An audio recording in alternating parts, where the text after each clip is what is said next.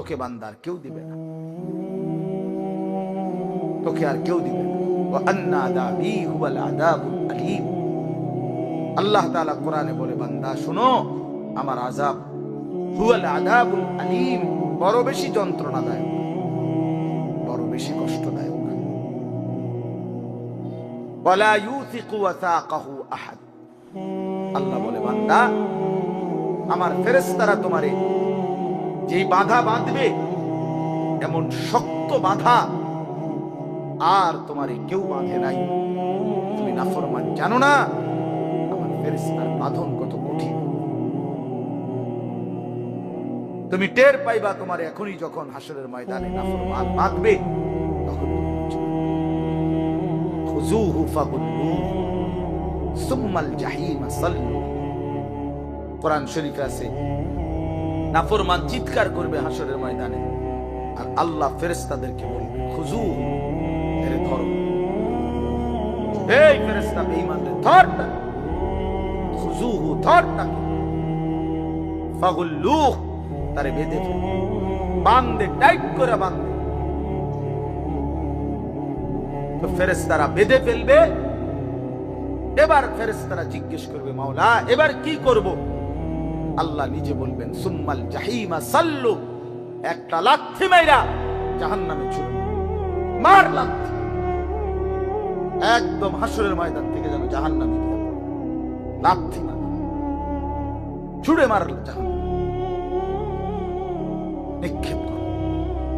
ফেরেশতা ছুড়ে মারবে, ফুটবলের মতো লাথি দিয়ে ফেলাই। তখন কি হবে?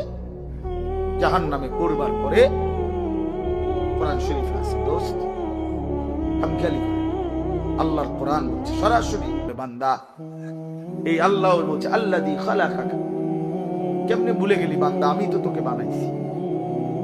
খোদার কসম, এটা এর পরে কোরআনের আয়াত। এই ছেলে শুনো ভাইয়া, আল্লাহ বলছে, বান্দা কেমনে ভুলে গেলি, আমি তো তোকে বানাইছি। ফাসাওয়াকা, তোর দেহের অঙ্গ প্রত্যঙ্গ তো বান্দা আমি সাজিয়েছি।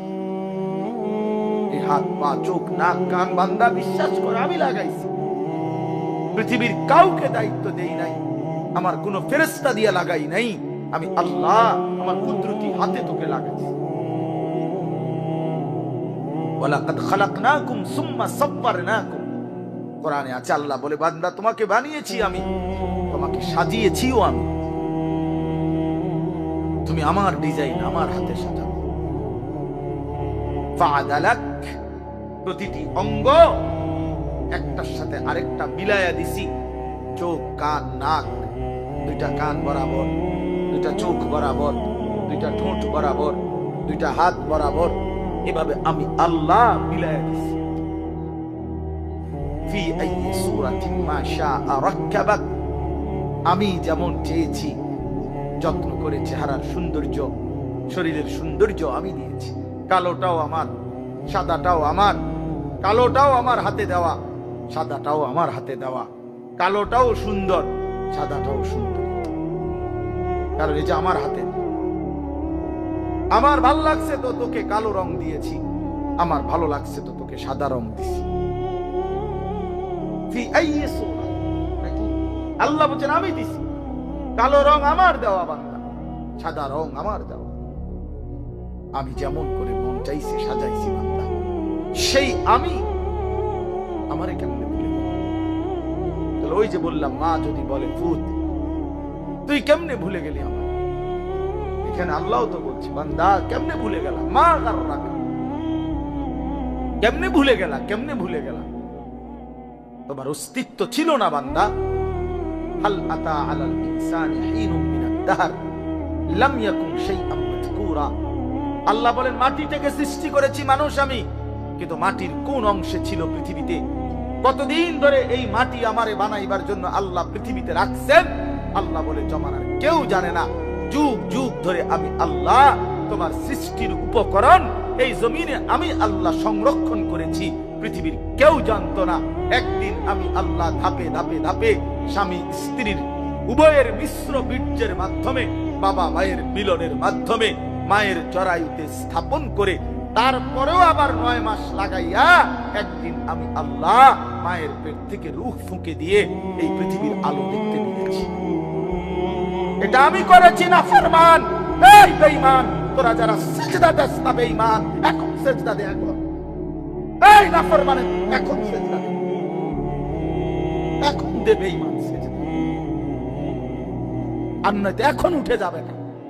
বেনামাজি সন্তান তুই বসিস না বেটা, তোর মতো নাফরমান শ্রোতা আমার দরকার নেই। আমি শ্রোতার কাঙ্গাল না বেটা, সংখ্যা দিয়ে আমার কি হবে? 10,000 মানুষ হইছে তো কি হইছে? 5,000 মানুষ হইছে তো কি হইছে? সারা বাংলাদেশ আমার চিনছে তো কি হইল? না চিনলেই কি হইল? চিনলেই কি সফলতা, না চিনলেই কি ব্যর্থতা? বলেন মাওলানা। এখন দে বেটা সিজদা। মানুষের বাচ্চা এত বড় নির্মম হয় কেন?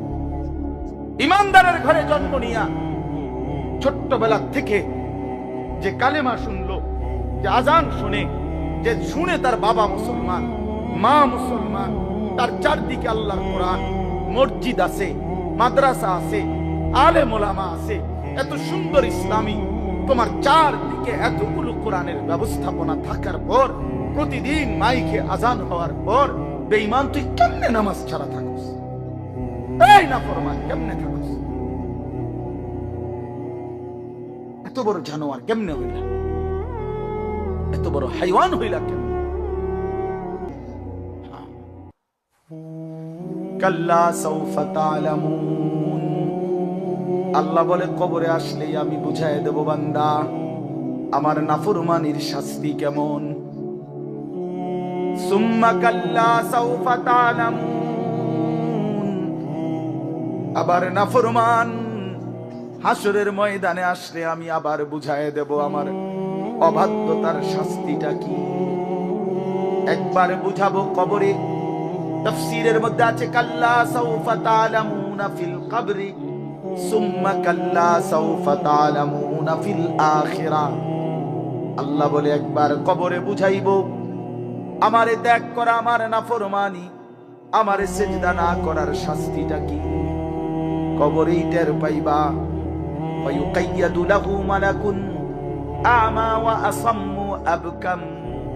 নবী বলেন নাফরমানের কবরে এমন একজন ফেরেশতা পাঠানো হবে, যেই ফেরেশতা অন্ধ, বোবা, বধির, চোখেও দেখে না, কানেও শোনে না, জবানেও কথা বলতে পারে না।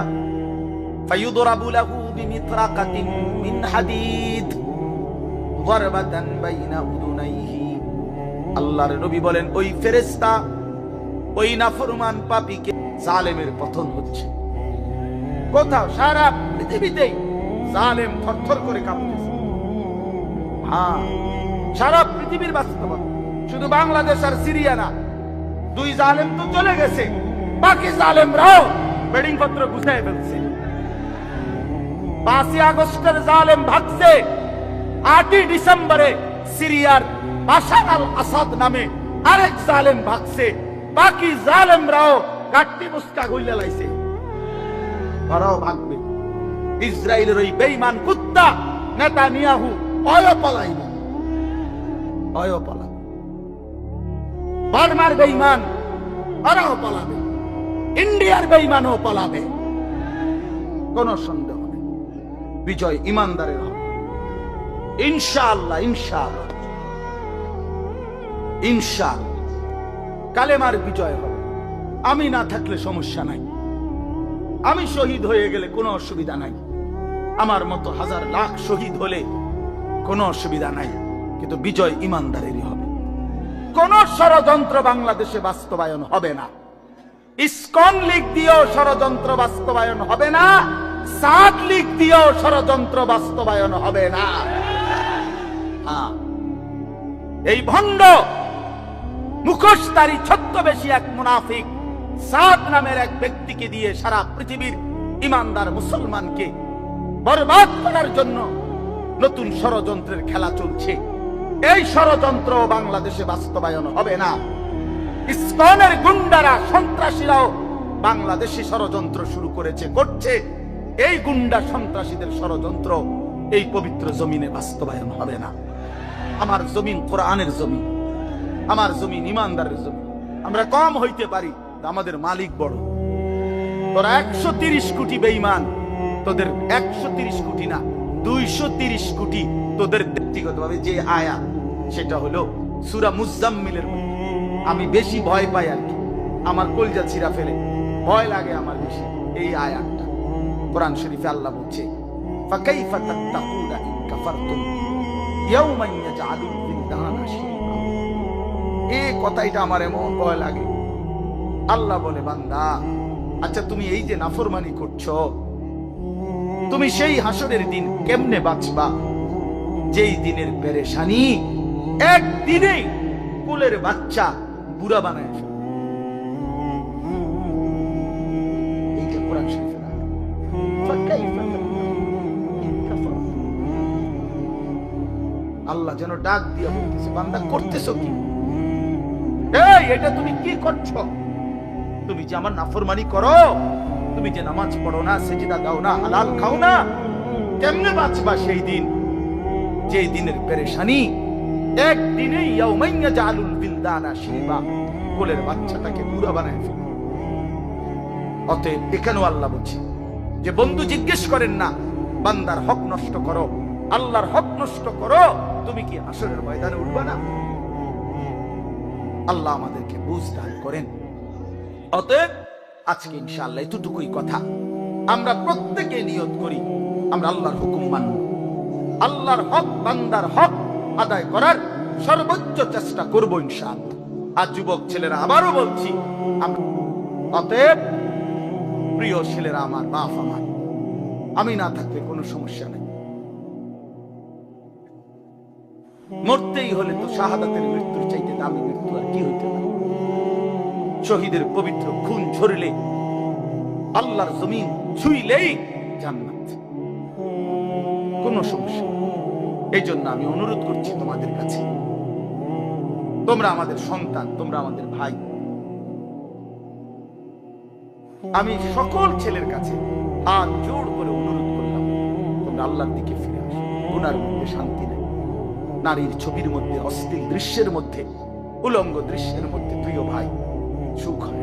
আল্লাহ তাআলা কোরআনে বলছে, চরিত্রহীন পুরুষকে আল্লাহ বলছে খবিস। খোদার কসম, সূরা নূরের মধ্যে চরিত্রহীন পুরুষকে আল্লাহ বলছে খবিস, চরিত্রহীন নারীকে আল্লাহ বলছে খবিসাত, খবিস। আল্লাহ বলছে, ওয়াদা দিছে, আল্লাহর ওয়াদা ভুল হয় না। আল্লাহ বলছে, তোরা পুরুষ যারা চরিত্রহীন, তোদের বউ মিলবে চরিত্রহীন। তোরা মহিলা যারা, মেয়ে যারা চরিত্রহীন, তোদের স্বামী মিলবে চরিত্রহীন। তখন বুঝ, মানুষের বেডি সাউন আর ঘরের বেডি 2 নম্বর। টের পাইবা কয় দিনে রাত যায়, কয় দিনে দিন যায়। মাস 24 দিনে শেষ হয়ে যাবে, 30 দিন আর লাগবে না। হ্যাঁ, এমনিতে তো মোবাইলের বেডি, রাস্তার নর্তকী, হ্যাঁ, অবৈধ প্রেমিকা, হ্যাঁ, ওর সব কিছু ফরমালিন, ধোঁকা। কিন্তু স্ত্রী যদি কারো, বিবাহিত স্ত্রী যদি 2 নম্বর হয়, চরিত্রহীন হয়, পরকীয়ায় আসক্ত হয়, তখন বুঝবা বন্ধু, দুনিয়ার জীবনটা হয়ে যাবে জাহান্নামের টুকরা, জাহান্নামের টুকরা।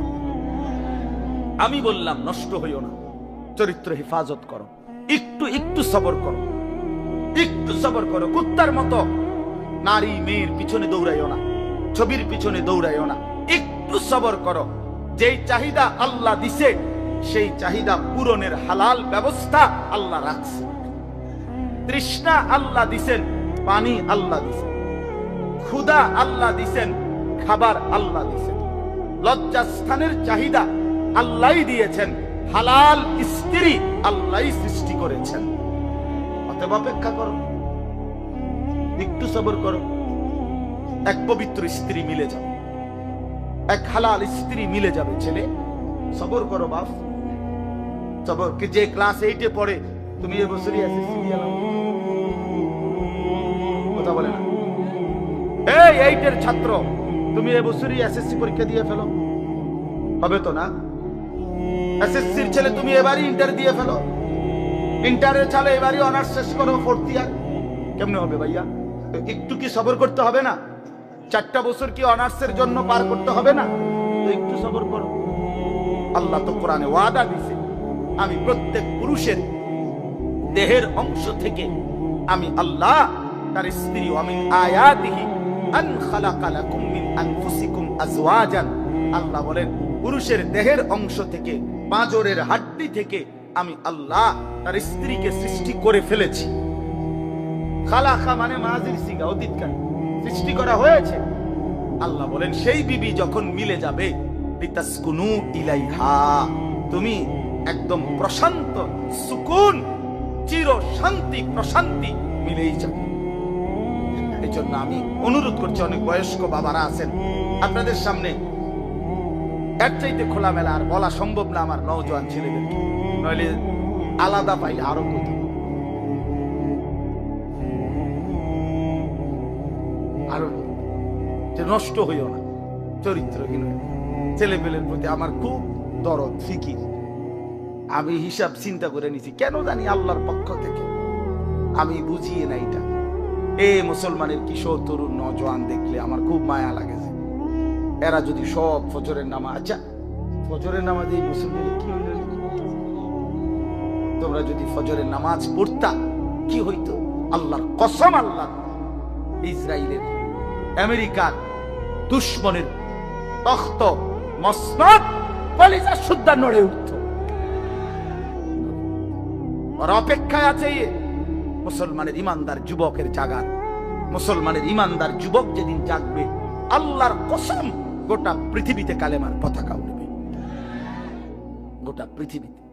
এই সিরিয়ায় বাশার আল আসাদ নামে যে জালেম পতন হয়েছে, এই জালেমের বিরুদ্ধে যেই যুবক দাঁড়াইছে, জুলানি, এই একা যুবকের একটা মাথার জন্য সে এবং তার দোসররা 100 কোটি মার্কিন ডলার পুরস্কার ঘোষণা করেছে। আমি একটা যুবকের মাথার জন্য, তার মাথা কাইটা যে দিতে পারবে 100 কোটি মার্কিন ডলার পুরস্কার গ্রহণ করছে। আরশে আজিমের মালিক আল্লাহ বলছে, যুবক আমি তোকে রক্ষা করব।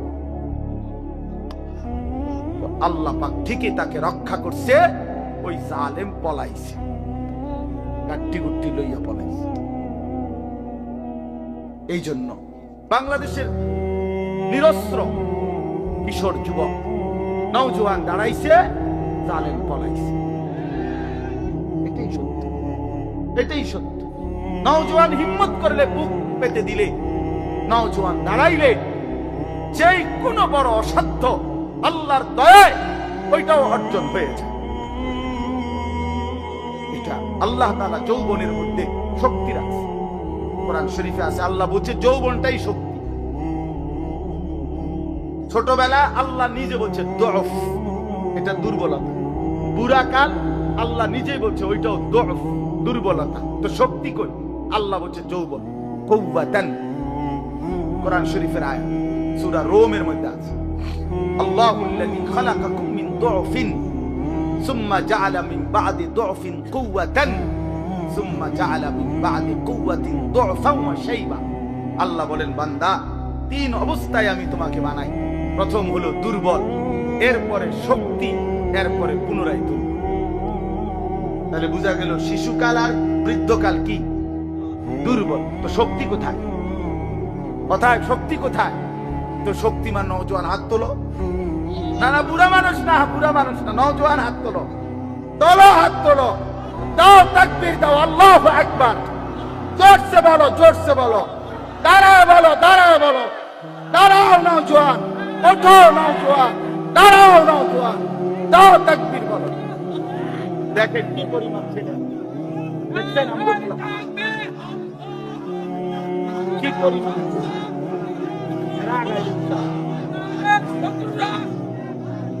বসো বসো, দাঁড় করাই দিলাম আল্লাহর জন্য। কার জন্য? আমার কাছে কিতাব আছে, আমি নিজে পড়ছি, আল্লাহর কসম।